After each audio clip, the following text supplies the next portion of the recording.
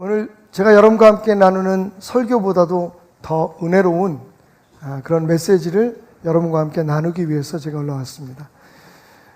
지금 현재 나이가 78세시고요. 그러니까 2년만 더 있으면 아마 오래 지나시면 79세가 되시는 걸로 알고 있는데, 그 80여 살 생애 속에 베델교회의 유년주일학교 중에 그것도 가장 어려운 유치부의 교사로 32년 동안 섬기신 분이 계십니다.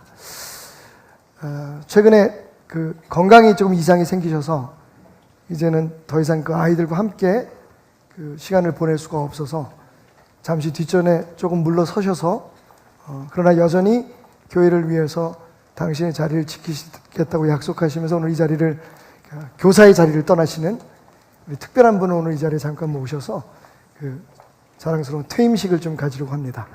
우리 배난순 장로님 앞으로 등단해 주시기 바랍니다. 여러분 이럴 때는 일어나셔서 박수 치시는 게 맞습니다. 예, 오십시오. 이쪽으로 오세요.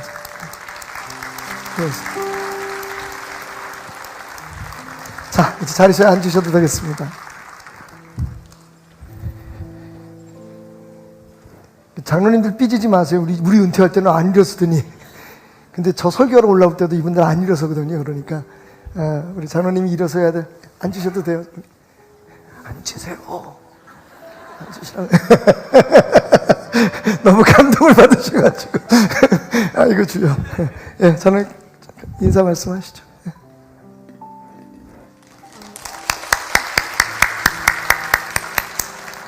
저는 부족한 것뿐이에요. 너무나 부족한데 모든 교사 선생님과 그리고 또한 전도사님과 목사님과 저를 많이 도와주셔가지고 오랜 세월 동안에 주일학교를 했습니다. 그리고 어린이들도 참 착하게 잘 따라주셨어요. 그런데 제가 몸이 조금 불편해가지고 금년에 그만하기로 했습니다. 감사합니다. 감사할 것뿐입니다. 네, 우리가 예수 믿고 구원받고 이렇게 하나님의 자녀로 살아가는 건 참 행복한 일인데, 그 가운데 32년 동안 한 부서에, 그것도 교회에서 가장 어렵다고 말하는 그 주일학교 유치부에서 이렇게 섬길 수 있었다는 것, 우리 장로님의 자랑거리이기도 하지만 우리 베델교회 자랑입니다. 우리 박기선 장로님 아마 다음으로 가장 오래 하신 것 같아요, 그죠? 그래서 교회에서 그 자그마한 공로편을 만들었습니다. 공로편, 유치부 교사 배난순 장로. 선생님께서는 주님을 섬기듯 어린아이들을 사랑하며 베델교회 교사로서 모범이 되어 교회 학교 교육 발전에 노력한 공로가 크므로 이에 감사하는 마음을 담아 이 패를 드립니다. 잘하였도다 착하고 충성된 종아, 내가 적은 일에 충성하였음에 내가 많은 것을 내게 맡기리니 내 주인의 즐거움에 참여할지어다. 마태복음 25장 21절, 주 2019년 2월 3일 베델교회 교회학교 교장 박태환 목사 외 교우 일동.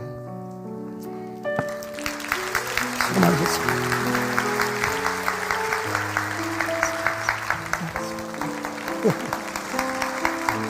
그리고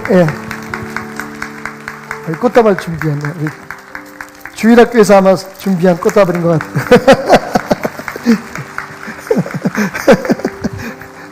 예, 민수가 또 한 거라고 하네요.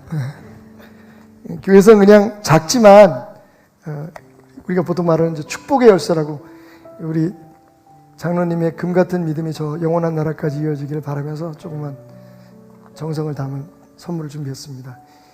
혹시 장로님 순금인지 궁금하실까봐 제가 아침에 이렇게 물어봤더니 순금은 맞는데 이빨 자국이 났어요.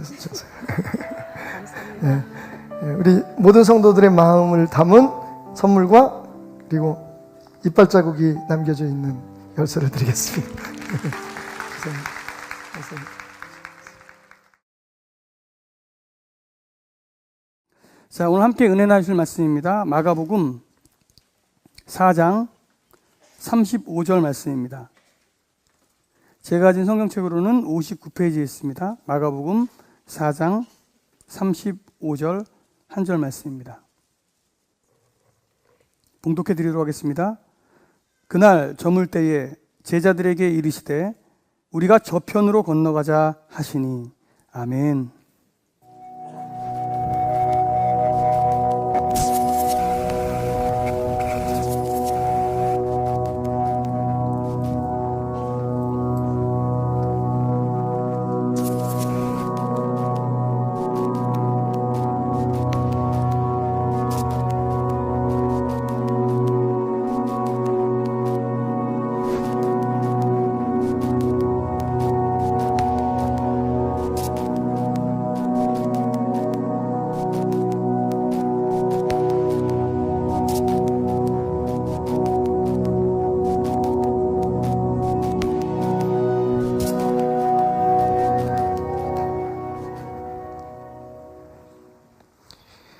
예수님 사역의 초창기였습니다. 모든 일들이 잘 굴러가는 것 같았습니다. 이대로 간다면 정말 얼마 있지 않아서 유대 전체에 예수님은 스타가 될 것이라는 기대로 제자들의 마음은 벅차오르고 있었습니다. 그때가 되면 우리도. 그런데 갑자기 예수님께서 제자들에게 이렇게 말씀하십니다. 얘들아, 우리가 저 건너편으로 가자. 제자들은 모두 얼음처럼 굳어버립니다. 우리가 지금 제대로 들은 거 맞아? 선생님이 저 건너편이라고 얘기하셨어? 정말이야? 서로 얼굴을 바라보며 당황해했지만 그들은 예수님의 말씀이었기에 어쩔 수 없이 내키지 않았지만 배를 타고 저 건너편으로 갑니다. 여러분, 이 저 건너편으로 가자라는 예수님의 말씀이 왜 그렇게 충격적이었을까요? 아니, 그것이 왜 파격적이었을까요? 그 이유는 바로 저 건너편은 보통 유대인들이 그리고 유대인이었던 제자들이 바라보기조차 싫어했던 곳이었기 때문입니다. 여러분, 이 말씀은요, 편가르기에 지쳐버린 우리에게 주시는 주님의 복음입니다. 한번 따라해 봅시다. 편가르기에 지친 나에게 주님은 오늘 말씀하신다. 우리가 저 건너편으로 가자. 여러분, 저 건너편은 어디였습니까? 마가복음 5장 20절에 보면 그가 가서 예수께서 자기에게 어떻게 큰 일을 행하셨는지를 대가볼리에 전파하니 모든 사람이 놀랍게 여겼더라. 그 건너편은 대가볼리라고 하는 지역입니다. 대가볼리는 어디입니까? 대가볼리는 영어로 데카폴리스라고 하는 말의 한국식 발음입니다. 데카폴리스, 10개의 도시들. 지금은 몇 개밖에는 정확히 알지 못하는 10개의 로마인들이 점령했던 도시들, 로마의 통치를 기념하기 위해서 세워진 도시들을 데카폴리스, 데가볼리라고 부릅니다. 말할 것도 없이 그 땅은 이방인들의 땅이었습니다. 잠깐 지도를 통해서 보면, 자, 가운데 가로지르고 있는 저 강이 요단강이고 그 요단강 위쪽에 있는 조그만 호수, 그러나 이스라엘 백성들에게는 바다처럼 느껴졌던 저것이 갈릴리 바다입니다. 밑에가 사해 바다고요. 데가볼리라고 하는 지역은 바로 저 갈릴리 호수의 동남쪽에, 남동쪽에 위치한 10개의 도시들을 중심으로 한 넓은 지역을 뜻합니다. 그런데 왜 이 지역이 문제입니까? 유대인의 전승에 따르면, 예수님 당시에 유대인들의 전승에 따르면 바로 이 10개의 도시를 중심으로 한 데가볼리라는 지역은, 데카폴리스는 바로 가나안에서 쫓겨난 7 족속들, 가나안, 헷, 아모리, 히위, 기르가스, 브리스 족속같이 그 여부스 7개의 족속들이 가나안에서 쫓겨나서 피신해서 정착한 곳이 바로 이곳이라고 유대인들은 알고 있었기 때문입니다. 왜 이 데가볼리, 예수님께서 말씀하신 저 건너편은 위험한 곳이었습니까? 오늘 계속 성경 말씀을 보면 5장 11절에 마침 거기 돼지의 큰 떼가 산 곁에서 먹고 있는지라 라고 하는 말씀이 있습니다. 데가볼리에 갔을 때 처음으로 대가볼리에 있는 거라사라고 하는 그런 지역에 갔을 때, 제일 먼저 예수님께서 행하셨던 일이 무덤 사이에 사는 귀신 들린 사람의 병을 고쳐주, 그 귀신을 내쫓는 일이었습니다. 그 귀신이 하나가 아니라 군대라고 말할 만큼 많은 귀신들이 그 사람에게 들어가 있었다고 성경은 말하고 있는데, 그 귀신들이 쫓겨나면서 하는 말이 우리를 저 돼지떼에게 들어가게 해달라고 예수님 앞에 간청합니다. 그 말씀을 기록하고 있는 마가는 거기에 수많은 돼지들이 언덕 끝에서 먹고 있었다라고 얘기합니다. 그 돼지들이 물속으로 뛰어들어가서 다 죽게 되죠. 여러분, 돼지는 이스라엘 백성들에게 있어서 가장 부정한 동물입니다. 가까이 하면 안 되는 동물. 먹는 건 둘째치고. 그런데 여러분, 이 많은 돼지들이 대가볼리 지역에 있는 거라사에 있는 이 많은 돼지들이 어디에 쓰임을 받았느냐? 먹는 것도 있었지만 여러분, 심지어는 제사에 쓰여졌다는 거죠. 우리나라도 돼지를 제사상에 올려놓곤 하죠. 그 당시에 유대인들은 먹지도 않고 가까이지도 않는 그 부정하고 더럽다고 여기는 돼지가 이 거라사 지역, 대가볼리 지역에서는 제사의 제물로 사용되기도 하고 음식물로도 사용됐다는 말입니다. 그러니까 지금 예수님께서 말씀하셨던 저편, 요단강을 건너 갈릴리를 건너 가야 하는 저편은 바로 이방인의 땅, 버림받은 땅. 이스라엘 백성들이 매일 아침마다 기도할 때에 우리가 저 지옥의 불쏘시개인 이방인으로 태어나지 않게 하신 것을 감사합니다라고 기도할 만큼 저주받은 사람들, 이방의 땅, 버려진 땅이었습니다. 근데 예수님께서 저 건너편으로 가자라 말씀하신 겁니다. 이건 오랜 유대인의 전통에 대한 파격이었고, 그리고 심지어는 그들이 생명처럼 지켜왔던 모세의 율법에 대한 배반이었습니다. 그런데 예수님 말씀하십니다. 우리가 저편으로 건너가자. 여러분, 오늘 저는 주님의 말씀으로 여러분들에게 이렇게 다시 한번 도전합니다. 저편을 바라보십시오. 그리고 저편으로 건너가십시오. 우리는 너무 오랫동안 이 편, 저 편, 내 편, 네 편, 우리 편, 아니면 다른 편, 편가르기에 익숙해졌습니다. 저는 그런 오래 산 사람이 아니니까 지금 제가 살아왔던 약 60여 년의 삶을 돌아볼 때 정말 지금처럼 우리가 편가르기에 열을 올리고 있는 때가 있었던가요? 저는 지금 정치적이고 사회적인 것만을 이야기하는 것은 아닙니다. 교회도 그렇고 우리의 가정도 그렇고 우리 편 아니면 니네 편, 우리 아니면 그들이라고 하는 양분법적인 편가르기에 우리는 너무 익숙해져 있습니다. 여러분, 편은 생길 수가 있겠죠. 같은 관심을 가진, 같은 생각을 가진 사람들이 모이는 것이 무슨 문제가 있겠습니까만은, 문제는 그렇게 편을 갈아서 서로를 반목하고 서로를 미워하고 서로를 부정하고 있다는 겁니다. 이스라엘 사람들이 그랬던 것처럼 저 대가볼리라고 하는 땅에 사는 사람들은 버림받은 사람, 지옥 갈 사람, 저 사람들은 상종하지 말아야 될 사람, 심지어는 그들을 이스라엘 사람들은 인간으로 취급하지 않았습니다. 그런데 예수님 말씀하십니다. 저편으로 건너가자.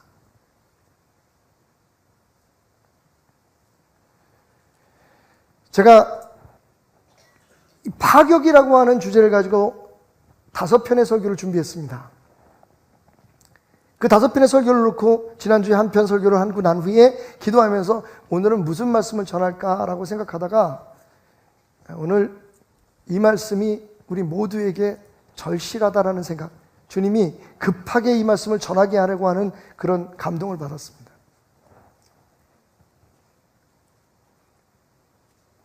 우리 편 사람이 저지른 일이면 나빠도 좋은 점을 찾아서 방어하고 변론하려고 합니다. 똑같은 일을 다른 편이 저지르면 가장 최악의 나쁜 점만을 골라서 그것을 가지고 비난하고 조롱합니다.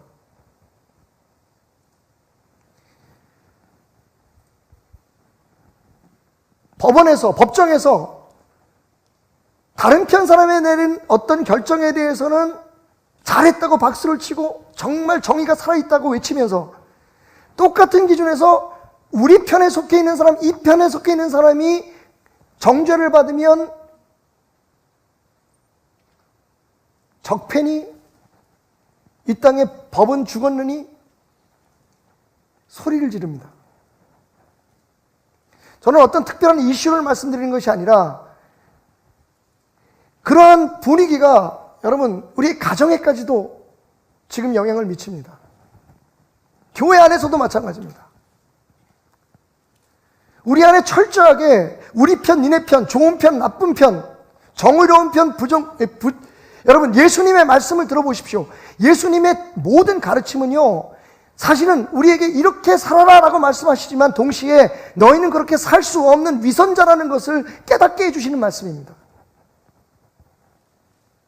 나도 할 수 없는데 우리 편이 아니라는 이유 때문에 그 사람들은 부정하다고 얘기하고 정직하지 못하다고 얘기하는 것이 과연 예수 그리스도의 사람으로서 우리가 신중한 태도요 행동인가를 생각해 보자는 겁니다.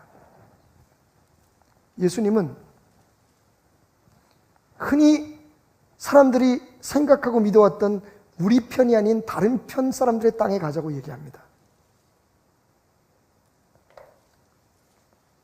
모세는 뭐라고 얘기합니까? 예수님께서 마태복음 5장에 이런 말씀하시죠. 또 내 이웃을 사랑하고 내 원수를 미워하라는 말을 너희가 들었거니와. 누가 그 얘기를 했죠? 모세가 한 얘기예요, 여러분. 율법이 말하는 겁니다. 율법은 그렇게 말합니다. 이웃은 사랑하고 원수는 미워해라. 아멘을 안 하시는군요. 그런데 예수님께서는 이렇게 말씀하십니다. 나는 너희에게 이르노니, 너희들이 율법에 따라서, 모세의 법에 따라서 여태까지 이웃은 사랑하고 원수는 미워하면서 살았지만 나는 너희에게 얘기한다. 너희 원수를 사랑하고 너희를 박해하는 자를 위하여 기도하라. 오 마이 갓. 여러분은 유대교인입니까? 크리스천입니까? 정말 우리가 무심코 우리는 예수 편에 섰다, 우리는 하나님 편이다, 우리는 정의 편이라고 생각하면서 정말 우리 예수님에게 가장 적극적으로 등을 돌리고 예수님과 대적하는 세력이 될 수 있었다는 생각을 해본 적은 없으십니까? 십자가를 앞세워서 다른 종교와 다른 문화를 가진 사람들을 학살했던, 그러면서도 그것이 정의였다고 얘기하는 그런 무리 속에 오늘 우리는 조용히 자리 잡고 있는 것은 아닙니까?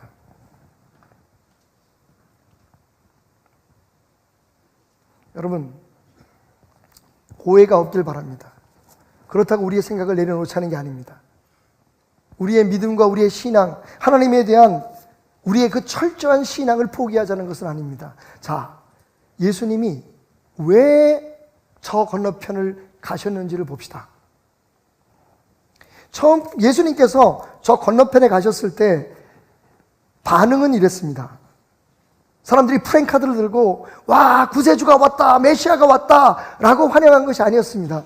여러분, 놀랍게도 예수님이 처음 저 건너편으로 가자고 해서 그 바다에 있는 무서운 풍랑을 이기고 간신히 건너간 그 땅에서 예수님을 맞이한 사람은 한 사람이었습니다. 그것도 정상적이지 않은 귀신 들린 사람이었어요.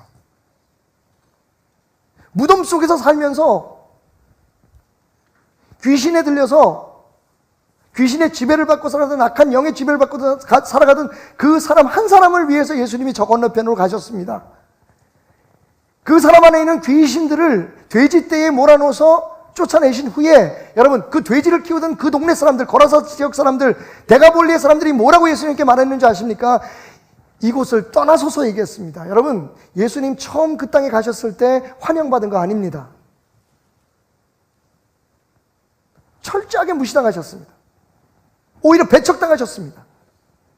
귀신 달린 사람을 자유롭게 해주시고도 그 사람들에게 환영받지 못했단 말이에요. 그런데 예수님 그 땅 가셨습니다. 왜?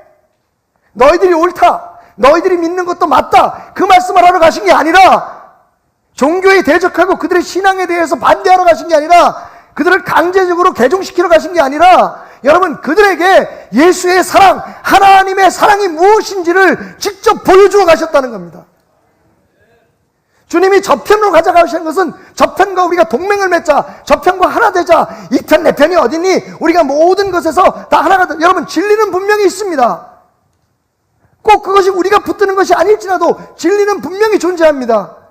우리가 진리의 편에 서면 항거할 때 항거해야 하고 우리 조상들처럼 싸워야 할 때 싸워야 하는 것이 맞습니다만, 여러분, 궁극적인 주님이 우리에게 맡기신 궁극적인 삶의 목표는 증인이 되는 것입니다. 예수 사랑 전하는 겁니다. 예수 사랑을 전하려면 여러분, 우리와 생각이 다르고 심지어 우리가 이념이 다른 사람에게까지도 여러분, 그것을 받아들이자는 게 아니라 그들에게 예수의 사랑을 보여주기 위해서 우리가 다가가야 된다는 겁니다. 맞서서 싸우고 너희는 저주받을 사람들, 너희는 버려진 사람들, 여러분, 그게 정녕 주님의 뜻일까라고 하는 질문이 오늘 제 마음속에 저편으로 건너가자 말씀하시는 주님의 음성 속에서 들려온 깨달음이었습니다. 다시 말하면 적대시하지 말자는 겁니다. 싸우지 말라는 겁니다. 당신이 옳을 수도 있고 저편이 옳을 수도 있습니다. 이 편이 틀릴 수도 있고 저편이 틀릴 수도 있습니다. 그런데 여러분, 주님은 틀리고 옳은 것을 따지지 않으십니다. 그들의 영혼을 생각하시는 겁니다. 이 땅에 하나님의 사랑이, 보십시오 여러분, 공산주의를 우리는 적으로, 원수로 살아왔습니다. 다 무너지고 이제 남아있다고 하는 공산주의조차도 그것이 진짜 공산주의냐고 공산주의자들이 말할 만큼 붕괴돼 버렸습니다. 하나님이 역사하십니다. 우리가 기독교가 싸워서 이겼습니까? 공산주의를 무너뜨리기 위해서 물론 우리가 철저하게 무장하고 기도하고 그 사상의 잘못된 것을 지적하며 외쳤지만, 그리고 옥에 갇히고 많은 사람들이 죽었지만, 여러분, 그 저항과 그 싸움의 능력으로 우리가 이겼다고 생각하지는 않습니다. 하나님께서 하시는 일이거든요. 우리는 하나님을 도대체 어떤 분으로 알고 있는 겁니까? 예수님이 이 땅에 오신 목적이 무엇이라고 얘기하는 겁니까? 우리의 의미 없는 투쟁과 논쟁이 과연 우리의 가정에, 우리 교회에, 그리고 이 땅에 어떤 것을 가져올 거라고 생각하십니까? 우리는 지금 철저하게 자신들의 목적을 이루고자 하는 어떤 사람, 우리가 어느 편에 지금 있든지 그런 사람들의 목적에 의해서 지금 끌려가고 있는 것은 아닙니까? 예전에는 일본 사람들이 이 나라를 분열시키고 우리 민족들을 분열시키기 위해서 괴책을 썼다, 괴계를 써서 우리가 어느 지방 사람 어느 지방 사람들이 싸우게 되었다라고 말할 수 있는 핑계라도 있었지만, 지금은 뭡니까 여러분?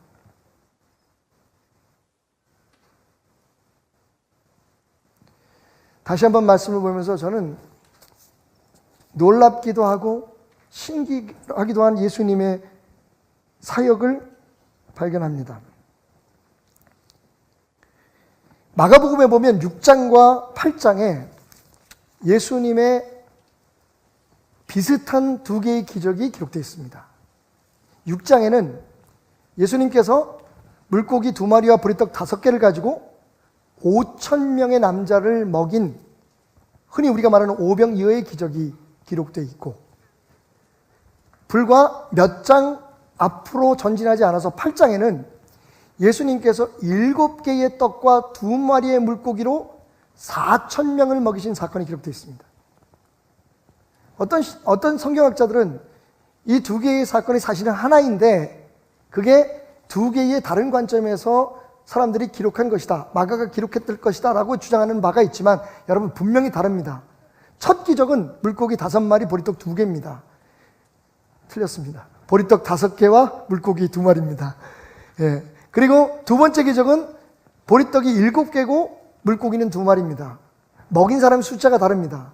첫 기적에는 남자 장정만 5,000명, 그리고 뭐 여자, 어른, 아이들까지 다 먹였겠죠. 그리고 두 번째 기적에서는 4,000명을 먹였습니다. 다른 기적입니다. 그런데 이 기적이 다른 것은 또 하나 있습니다. 첫 번째 오병이어의 기적은 유대 땅에서 유대인들 안에서 이루어진 기적입니다.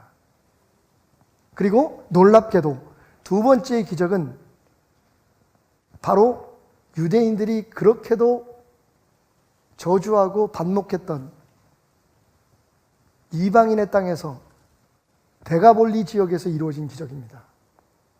그런데 여러분, 우리가 미처 보지 못했던, 어쩌면 우리들의 생각이 잘못될 수 있지만 저는 참 재미있는 걸 하나 발견했어요. 첫 번째 기적에서 여러분 다 아시니까 묻겠습니다. 남은 떡과 물고기가 몇 광줄이었죠? 12광줄이었죠. 두 번째 기적에서는 몇 광줄이가 남았을까요? 7광줄입니다. 뭐 그렇게 남을 수 있겠죠. 많은 사람들이 그렇게 해석합니다. 첫 번째 12광줄이가 남은 이유는 제자가 12명이었기 때문이다. 그럼 두 번째 기적은요? 그때는 12명 중에서 5명은 열외, 그리고 7명만 거뒀나요? 뭔가 좀 다른 것 같습니다. 그죠?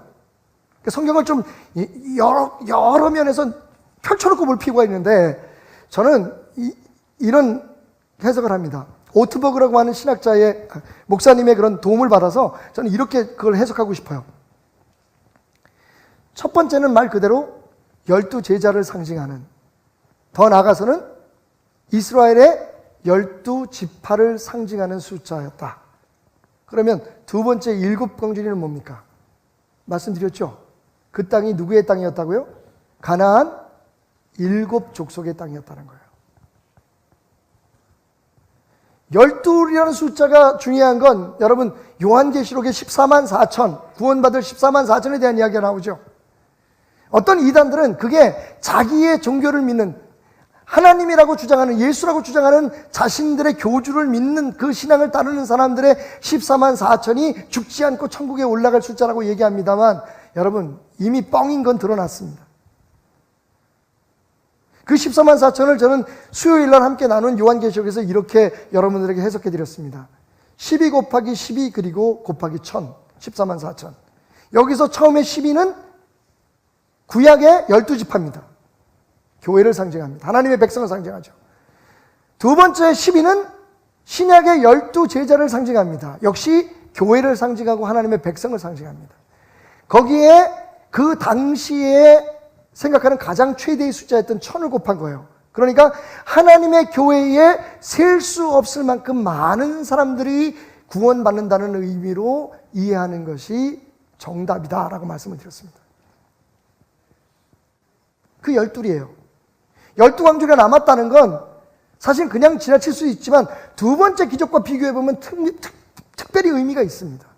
그러니까 12광주리는 유대의 하나님의 백성들을 주님께서 거둬들이신다는 말씀, 축복하신다는 말씀도 되지만, 동시에 7광주리는 데가볼리의 유대인들이 버림받았다고 생각하는 그 사람들, 구원받을 수 없다라고 하는 그 사람들에게도 주님의 구원하심과 은혜가 넘쳐날 것이라고 하는 그런 기적이 담겨 있었던 것은 아닐까.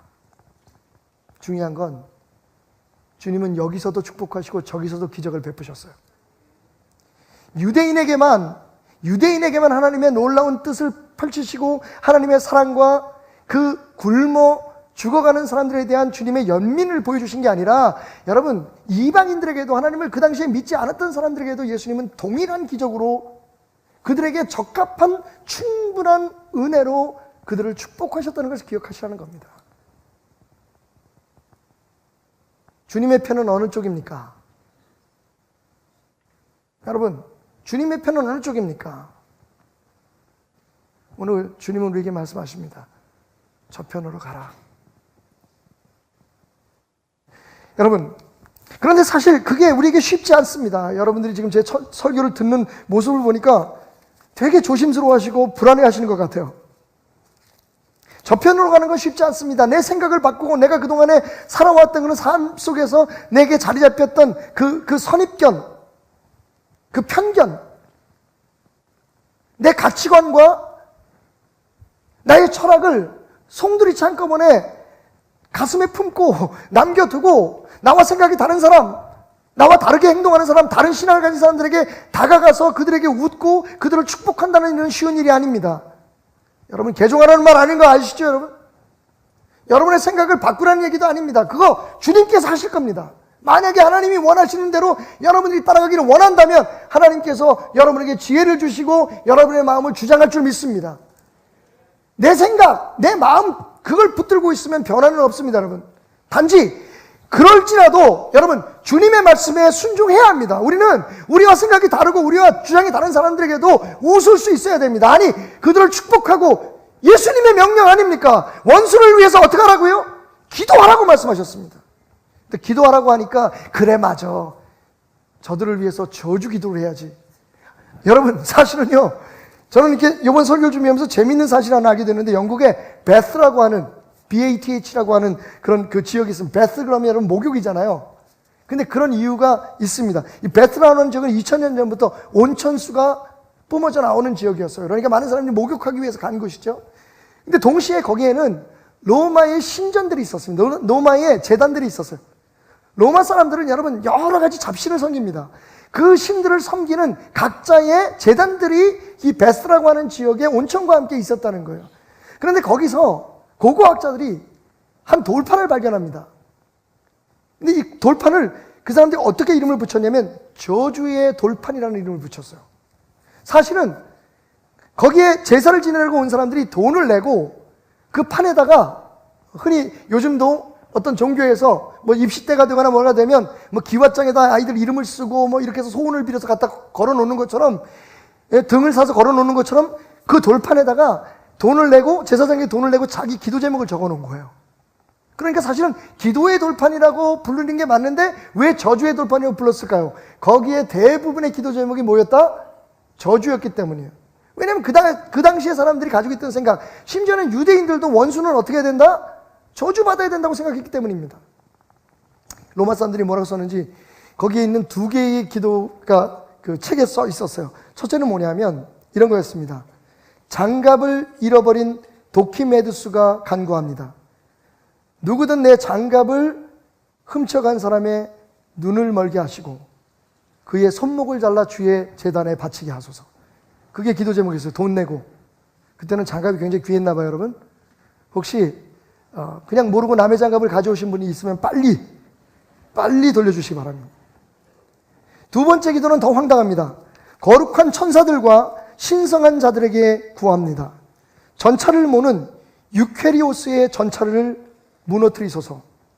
그 전차를 끄는 말의 눈을 멀게 하시고 다리를 분지르시며 출발 신호가 날 때 문이 열리지 않게 하셔서 유케리오스가 패망하게 하소서. 그리고 다시는 전차 경기에 나와 함께 나오지 못하게 하소서. 그게 기도 제목이었어요. 돌판에 새긴. 그 당시에 그들의 신앙심이나 그들이 믿고 있는 신에 대한 교리로 보면 전혀 문제가 없었던 거죠. 이스라엘 사람도 똑같이 그렇게 기도했으니까요. 우리가 여자로 태어나지 않은 것을 감사합니다. 우리가 이방인으로 태어나 저 지옥의 불쏘시개가 되지 않게 하신 것을 감사합니다. 여러분, 아침마다 외우는 그들의 기도에는 저주가 담아 있었다는 거예요. 예수님 말씀하십니다. 아니, 이제 진짜 하나님의 뜻을 너희에게 말할 때가 됐구나. 모세는 너희에게 이렇게 얘기했지만 나는 그 율법의 진짜 의미를, 모세는 너희에게 11조에 대해서 이렇게 얘기했지만 나는 그 11조의 진짜 의미를, 모세는 주일 성수, 안식일의 성수에 대해서 이렇게 얘기했지만 나는 너희에게 말한다. 안식일의 주일은 나다. 여러분, 예수님은 율법을 폐하신 게 아니라 파격, 그 율법의 진정한 의미를 깨우치게 하신 겁니다. 그 중에 하나가 건너편으로 건너가자는 거예요. 원수의 땅. 너희가 매일 기도 속에서 저주하는 그 사람들, 저 사람들은 인간도 아니고 저 사람들은 적폐고 저 사람들은 잘못됐다고 말했던 그 어느 쪽이든 그 사람들에게로 건너가자. 가서 내 사랑을, 하나님의 능력을 그들에게 전함으로 그들이 하나님을 예배하는 자가 되게 하자. 여러분, 얼마나 어리석은 일이 같습니까? 실제로 그랬어요. 보십시다. 저편으로 건너갈 때 여러 가지 어려운 일이 있었습니다. 첫 번째 일은요, 그들이 배를 타고 가자마자 무슨 일이 벌어졌냐면 바다에 풍랑이 일었어요. 예전에 저는 이 풍랑이 있는 것에 대해서 설교할 때 그 말씀만 가지고 우리의 삶 속에 이런 풍랑이 일 때 우리가 예수를 깨워서 예수의 도움을 받아 승리해야 됩니다라고 얘기했는데, 역시 여러분, 우리는 정말 죽을 때까지 배우는 것 같아요. 이번에 하나님의 말씀을 연결해서 읽다가 보니까 어떤 사실을 알게 되냐면, 그 갈릴리 바다 한가운데서 만난 그 풍랑은 제자들의 마음속에 일고 있었던 감정의 혼란이었다라는 생각을 갖게 됐습니다. 여태까지 전통적으로 저주받은 땅, 지옥 갈 사람들의 땅, 상종하면 안 되는 사람, 같이 앉아서 밥도 먹고 이야기도 하면 안 되는 사람들의 땅에 예수님이 가자고 할 때 제자들은 예수님의 말씀이니까 따라갔지만, 아이 망했다, 이 소문이 유대인들에게 전해지면 이제 유대인들에게 인기는 사라져버릴 것이고 이제 우리도 기대했던 미래가 날아가 버릴 거다. 그보다 그들이 배워왔고 살아왔고 그들이 믿어왔던 그 진리에 대한 혼란에 도대체 뭐지? 우리가 계속 예수를 따라야 되는 건가라고 하는 그 불안하는 마음에 그 가슴 속에서 들끓어오르는 그 감정이 사실은 그 바다 위에 풍랑은 아니었을까? 그뿐이 아닙니다. 말씀드렸듯이 예수님께서 이 유대 땅 쪽, 소위 말하면 이 편, 우리 편에서 역사하실 때는 어떤 일이 벌어졌습니까? 예수께서 다시 바닷가에 가르치시니 큰 무리가 모여들거늘 예수께서 바다에 떠있는 배에 올라앉으시고 온 무리는 바닷가에 육지에 있더라. 여러분, 예수님의 땅, 흔히 제자들이 말하는 우리 편의 땅에 있을 때, 우리와 같은 한 신을 섬기고 우리와 같은 마음으로 살아가는 사람들의 그런 땅에 있을 때 무지 많은 사람들이 모여가지고요, 예수님이 같은 육지에서 설교를 할 수가 없어서 배를 타고 한참 떨어져서 배 위에서 설교를 하셨다는 거예요. 그런데 여러분, 예수님이 저편으로 가자고 해서 저편으로 갔을 때 무슨 일이 벌어졌죠? 사람들이 예수님을 환영하고 그렇게 갔으면 그 계율을 깨고 파격적인 그런 용기를 가지고 자기 땅에 왔으면, 와, 사람들이 막 모여서 예수님 프랭카를 들고 환영하고 막 그 앞에서 기도해달라고 그래야 될 것 같은데, 여러분 말씀드렸죠? 예수님이 거라사 땅, 데가볼리의 땅에 가셨을 때 딱 한 사람 만났어요. 귀신 들린 사람. 그리고 그 귀신 들린 사람을 치유하시고 바로 배를 타고 다시 이 편으로 오십니다. 여러분, 저편을 향해서 가는 건 우리에게는 쉬운 일이 아니에요. 많은 어려움이 우리 앞에 있을 겁니다. 어쩌면 우리가 먼저 그 사람들에게 손을 내밀었는데 그 사람들이 비난하고 조롱하는 것에 대해서 우리가 웃음으로 맞아줬는데 더 큰 고난과 역경이 찾아올 수 있습니다. 우리가 왜 이 짓을 하고 있지? 정말 이렇게 해야 되는 거라고 하는 그런 마음속에 갈등이 생길 수도 있습니다. 그런데 중요한 게 뭡니까? 예수님과 함께라면 그 파도도 잔잔해질지어다. 예수님과 함께라면 모든 방해나 악한 귀신들은 물러갈지어다. 그게 주님의 뜻이고 주님의 명령이라면 여러분, 우리가 해낼 수 있다는 겁니다. 그걸 기도해야 되는 겁니다.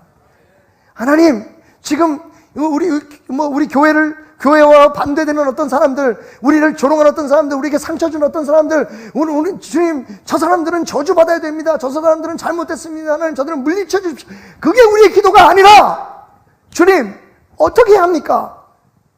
주님, 원수를 사랑하고 그들을 위해서, 우리를 박해하는 사람들을 위해서 기도하라 하셨으니 내 마음에 그렇게 기도할 수 있는 마음, 사랑할 수 있는, 이거 우리의 힘으로 안 됩니다, 여러분. 저도 할 수 있어서 말씀드리는 게 아닙니다. 저도 편견이 있고, 저도 어떨 때 보면 실수했다고 생각해서 제 입을 막을 때가 있어요. 나도 아무 생각 없이 던진 말이 어떤 사람들을 저주하고 어떤 사람들을 내 삶에서 몰아내고, 그 사람들은 나쁜 편, 저 사람들은 저주받을 편, 하나님의 편이 아니라고 제 스스로 정죄할 때가 있다는 것을 제가 발견하고 깜짝깜짝 놀랄 때가 있습니다. 주님이 함께 하시면 됩니다. 주님이 깨어나셔서 우리에게 말씀하십니다. 이 믿음이 없는 자들아, 믿음이 작은 자들아, 왜 두려워하느냐? 왜 할 수 없다고 얘기하느냐? 내가 너희의 마음의 주인이 되면 내가 너희의 삶의 선장이 되면, 내가 가라는 길, 내가 하라는 것을 너희가 순종하면 어떤 일이 일어나는지 볼지어다. 마가복음 6장 53절에서 56절. 건너가 게네사렛 땅에 이르러 대고 배에서 내리니, 예수님께서 두 번째 방문하신 거예요. 가서 처음 갔을 때는 한 사람밖에 안 나왔죠. 그것도 귀신 들린 사람. 두 번째 방문하셨을 때 무슨 일이 벌어집니까? 사람들이 곧 예수신 줄 알고 그 온 지방으로 달려 돌아다니며 예수께서 어디 계시다는 말을 듣는 대로 병든 자를 침상째로도 메고 나오니, 아무데나 예수께서 들어가시는 지방이나 도시나 마을에서 병자를 시장에 두고 예수께 그의 옷가게라도 손을 대게 하시기를 간구하니 손을 대는 자는 다 성함을 받으니라. 할렐루야. 여러분, 두 번째 갔을 때는 벌써 소문이 팍 퍼졌어요. 예수라는 유대인 랍비가, 자기 스스로 하나님의 아들이라고 말하는 그가 우리 땅에 왔다. 원수의 땅에 와서, 저주받은 우리의 땅에 와서 귀신 들린 자에게 귀신을 쫓아냈다더라. 하나님의 나라가 역사하는 것을 보았다. 여러분, 그렇다고 이 사람들이 다 종교를 바꿨거나 그들의 삶이 완전히 바뀌었을 거라고 생각하지는 않습니다. 여러분, 중요한 건 이 작은 변화입니다. 이 소중한 변화입니다. 그들이 예수를 갈망하게 되었습니다. 예수를 만나기를 원하게 되었습니다. 예수라면 삶의 문제가 해결된다는 것을 알았습니다. 예수가 답이라는 걸 알았습니다. 우리의 종교나 우리의 이념이 아니라 예수 그리스도가 답인 것을, 평화인 것을, 할렐루야, 생명인 것을, 진리인 것을, 진정 우리가 추구하는 하나님의 나라를, 우리를 인도할 길이라는 것을 그들이 알기 시작했다는 겁니다. 여러분, 이게 진리입니다. 주님의 말씀이 진리입니다. 오늘 주님은 우리에게 말씀하십니다. 건너편으로 가자. 저 건너편으로 가자. 저 편으로 가자. 여러분, 주님의 명령 따라 가십시오. 여러분의 생각을 바꾸라고 강요하는 거 아닙니다. 여러분이 틀렸다고 얘기하는 것도 아닙니다. 제가 어떻게 알겠습니까? 저도 여러분과 똑같은 위선자고, 저도 여러분과 똑같은 죄인입니다. 예수 아니었으면 오늘 제가 어찌 감히 이렇게 당당하게 여러분에게 이 말씀을 전하겠습니까?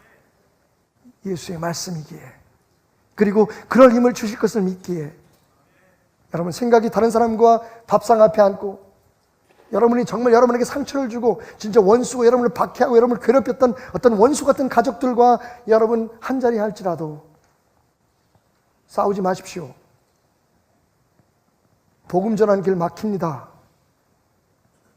여러분은 예수를 전하기 위해 지금 구원받은 주님의 증인들입니다. 기도하십시오. 언젠가 그들의 삶에 나의 주님 예수, 내가 그분의 편이 되기 위해 몸부림치는 그 예수가 그들의 삶을 변화시키기를, 우리와 그들의 삶 속에 이 편과 저 편 사이에 주의 뜻이 이루어지기를. 여러분, 우리가 앞장서지 않으면 세상은 앞장서지 않을 겁니다. 세상의 방법으로 이 괴리를 메꿀 수는 없을 겁니다. 이 캐즘을 맡길 수 있는 건 사랑뿐입니다. 그리고 그 사랑은 예수님입니다. 저 건너편으로 가자. 용기를 내셔서 크게 웃어주십시오. 그리고 논쟁하지 마시고 사랑을 이야기하십시오. 우리가 하는 것 아닙니다. 주님이 하십니다. 저 편으로 건너갑시다. 여러분이 지금 어느 편에 있다고 생각하는지 모르겠지만, 가정에서나 교회에서나 혹은 사회에서나 여러분이 속해 있지 않다고 생각하는 그 편을 바라보며 환하게 웃어줄 수 있는 주님의 사람이 되길 바랍니다. 그 사람들의 잘못을 지적하고 그들의 멸망을 기도하기보다 주님 앞에 맡기며 저편을 향해 다가설 수 있는 우리 베델교회 성도들이 되었으면 좋겠습니다. 그리고 저를 위해서도 기도해 주십시오. 저는 오늘 여러분에게 제 설교에 대한 모든 오해와 공격을 감수하고 여러분에게 주님이 하신 말씀만을 전하겠습니다. 우리가 저편으로 건너가자.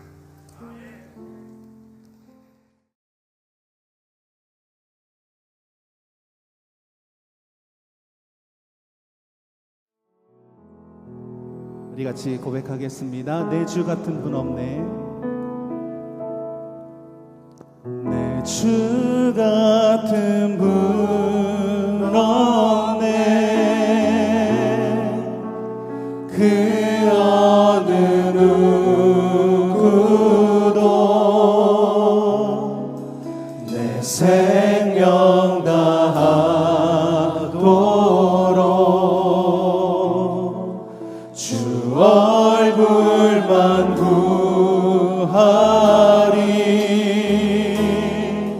내 주 같은 분 없네. 그 어느 누구도 내 주 같은 분 없네. 이 땅 위 우리 한 번 더 고백합니다. 내 주 같은 분 없네. 내 주 같은 분 없네. 그 어느 누구도 내 생명 다하도록 주 얼굴만 구하리. 내 주 같은 분 없네. 그 어느 누구도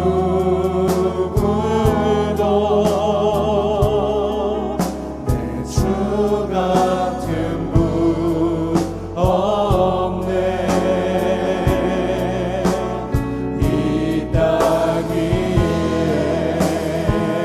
오 하나님, 오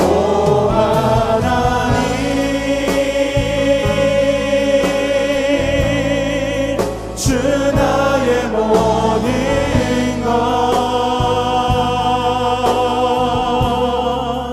내 주 같은 분 없네. 이 땅 위에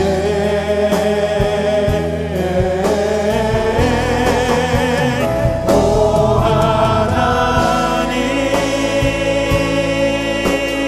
하나님, 주 나의 모든 것.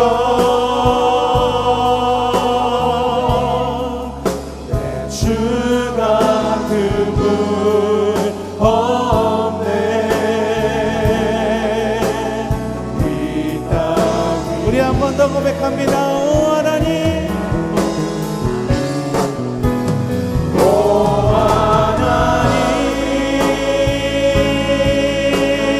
하나님, 주 나의 모든 것.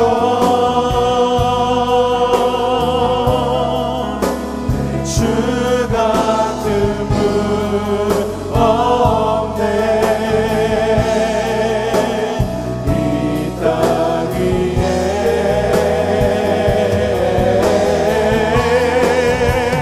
오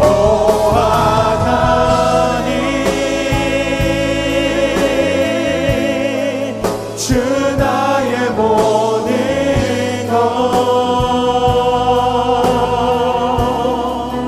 내 주 같은 분 없네.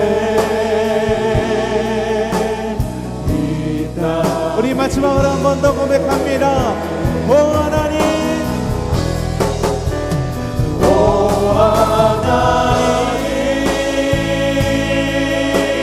하나님, 주 나의 모든 것. 내 주 같은 분 없네. 이 땅 위에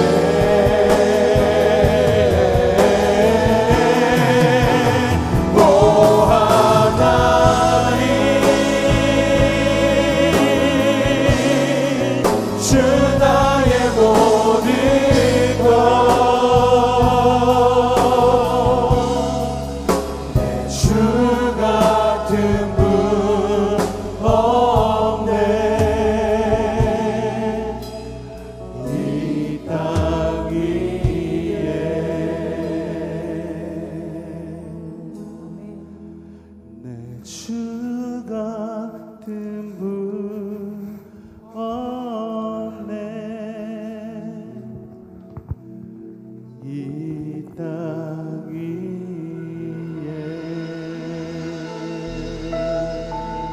할렐루야. 주님께 박수로 영광 올려드립니다. 내 주 같은 분 없음을 고백합니다. 오늘도 나의 모든 것 대신 주님을 이 시간 찬양합니다.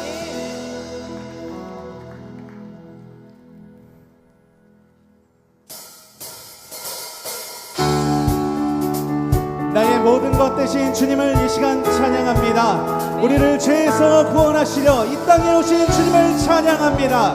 우리 다 같이 일어나서 박수치며 주님께 영광 올려드리겠습니다. 할렐루야. 우리를 죄에서 구하시려 주 예수 십자가 지셨으니 기쁘게 부르세 할렐루야. 나 구원하라. 우리를 주께서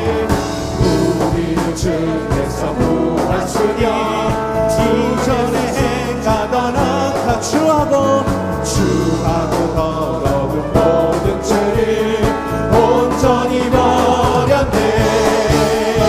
찬송하세 찬송하세 주님 나를 구하셨네. 찬송하세 찬송하세 주가 구원하셨네. 나 지금 죄에서 사랑받아 거룩한 백성이 되었으니 이으신 장막을 벗을 때도 겁낼 것 없겠네. 찬송하세 찬송하세 주님 나를 구하셨네. 찬송하세 찬송하세 주가 구원하셨네. 우리가 이 세상 떠날 때에 예수의 손목을 굳게 잡고 영원히 즐거운 천국에서 주와 함께 살게 찬송하세 찬송하세 찬송하세 주님 나를 구하셨네. 찬송하세 찬송하세 주가 구원하셨네. 찬송하세 찬송하세 주님 나를 구하셨네. 찬송하세 찬송하세 우리 한번요 주님을 찬양합니다. 찬송하세 찬송하세 주님 나를 구하셨네. 찬송하세 찬송하세 주가 구원하셨네. 찬송하세 찬송하세 주님 나를 구하셨네. 찬송하세 우리 마지막으로 한 번 더 선포하며 찬송하세 찬송하세 찬송하세 주님 나를 구하셨네. 찬송하세 찬송하세 주가 구원하셨네. 찬양하세 찬양하세 왕께 소리 높여 찬양 드리세. 찬양하세 찬양하세 왕께 소리 높여 찬양 드리세. 찬양받기에 합당하신 주님 언제나 동일하신 주. 무릎 꿇고서 주 이름 외치세. 예수 나의 왕 예수 나의 왕 예수 나의 왕. 찬양하세 찬양하세 함께 소리 높여 찬양 드리세 찬양하세 찬양하세 함께 소리 높여 찬양 드리세 찬양받기에 합당하신 주님 언제나 동일하신 언제나 동일하신 주 무릎 꿇고서 주 이름 외치세 예수 나의 왕 예수 나의 왕 예수 나의 왕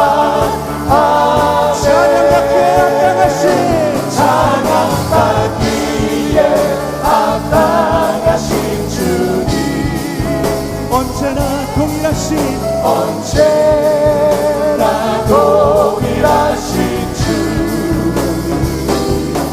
무릎 꿇고서 주 이름 외치세 예수 나의 왕 예수 나의 왕 예수 나의 왕 우리 마지막 한 번 더 선포합시다.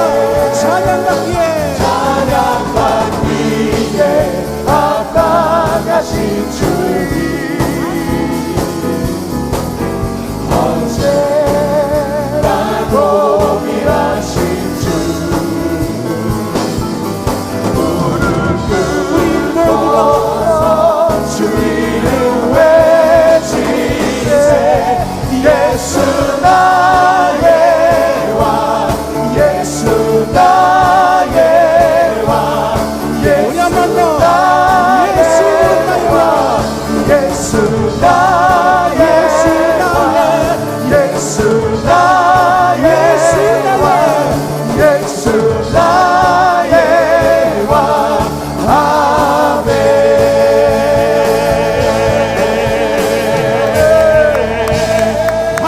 할렐루야! 예수 나의 왕을 고백하며 오늘도 이 시간 주님께 나아갑니다. 아멘.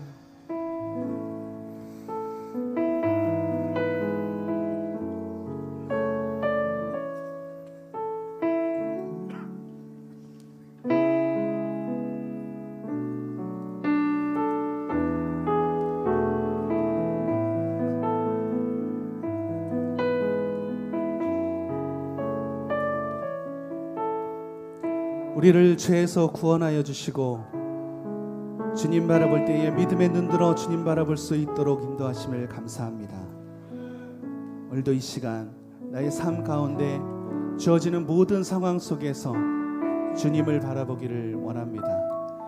내 영혼이 확정되고 확정되었사오니 믿음의 눈을 들어 주님 바라보기를 원합니다. 오늘도 이 시간 나를 만나주시고 나의 고백을 주님 받아주시옵소서. 같이 고백하며 이 시간 나아가겠습니다.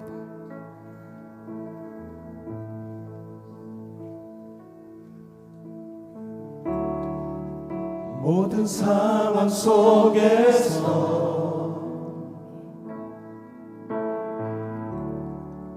주를 찬양할지라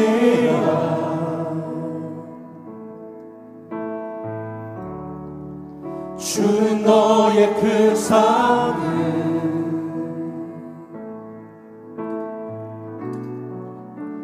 큰 도움이시라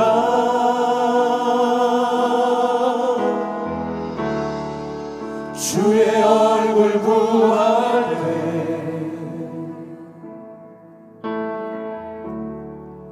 주의 영을 부으사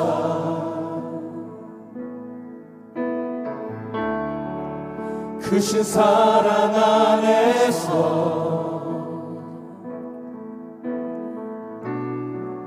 주를 보게 하소서.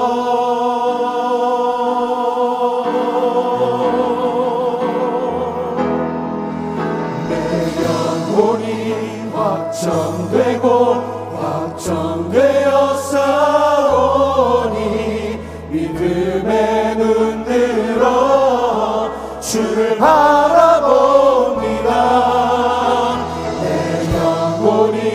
확정되고 확정되어 싸우니 믿음의 눈 들어 주를 바라봅니다. 우리 한 번 더 찬양합니다. 모든 상황 속에서 모든 상황 속에서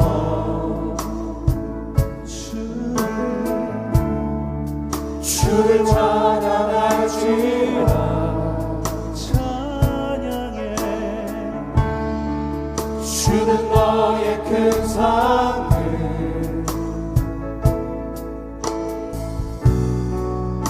큰 도움이시라.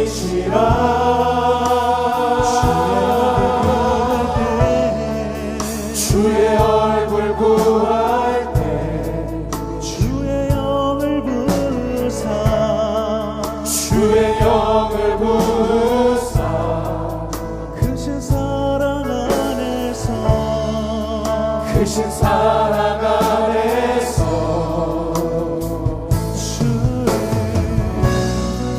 주를 보게 하소서.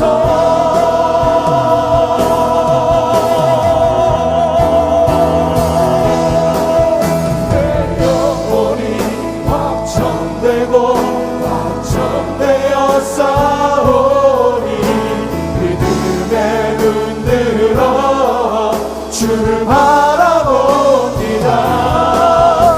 내 영혼이 확정되고 확정되어 싸우니 믿음의 눈 들어 주를 바라봅니다. 내 영혼이 확정되고 확정되어 싸우니 확정되고 확정되어 싸우니 믿음의 눈 들어 주를 바라봅니다.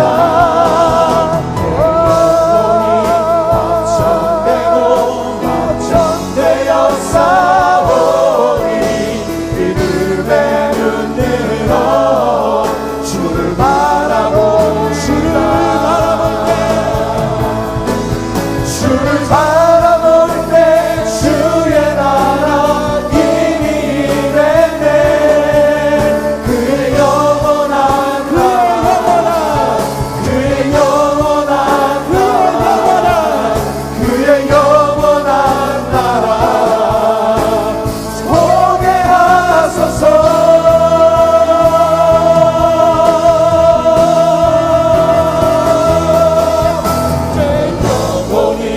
확정되고 확정되어 싸우니 믿음의 눈 들어 주를 바라봅니다.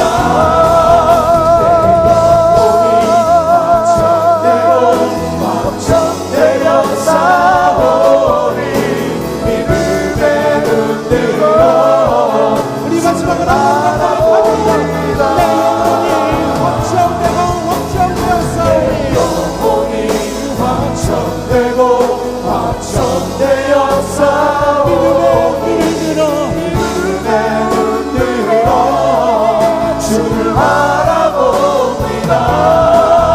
내 영혼이 확정되고 확정되어 싸우니 믿음의 눈 들어 주를 바라봅니다. 모든 영광과 존귀와 능력 받으소서. 아멘. 받으소서. 영광과 존귀와 능력 받으소서. 받으소서. 그리스도 살아계신 하나님